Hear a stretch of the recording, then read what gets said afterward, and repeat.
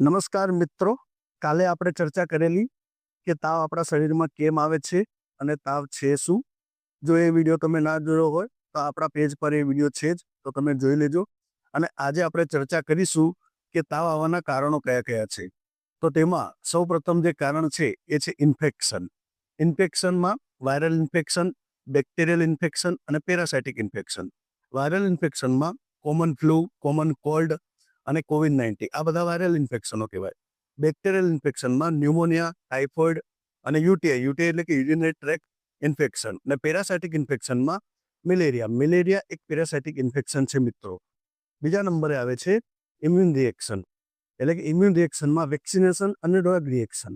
તમે સાંભળ્યું હશે, કોરોના ટાઈમ પર આપણે જ્યારે વેક્સિન મુકાવતા હતા એ ટાઈમ પર આપણને વેક્સિન મુકાવ્યા પછી ફીવર એટલે કે તાવ આવતો હતો, પણ એ નોર્મલ કન્ડિશન ગણાય. એવી રીતના ડ્રગ રિએક્શન, કોઈકને તમે જોયું હશે કે જ્યારે આપણે કોઈક મેડિસિન લીધું અને એના પછી એને રિએક્શન આવે, એ રિએક્શનમાં એને તાવ પણ આવે, તો એ પણ એક નોર્મલ વસ્તુ જ ગણવામાં આવે છે. ત્રીજી વસ્તુ છે ઇન્ફ્લામેટરી કન્ડિશન, જેમાં આવે છે રૂમેટોઇડ આર્થરાઇટિસ અને inflammatory bowel disease. Rheumatoid arthritis એટલે કે એક પ્રકારની વાની તકલીફ, એમાં પણ ઘણા બધા પેશન્ટોને તાવ આવતો હોય છે. ઇન્ફ્લામેટરી બોવેલ ડિસીઝ એટલે કે તમારા આંતરડાના ભાગમાં સોજો આવવો, એટલે કે આંતરડાની બીમારી, એમાં પણ ઘણા બધા લોકોને તાવ આવતા હોય છે.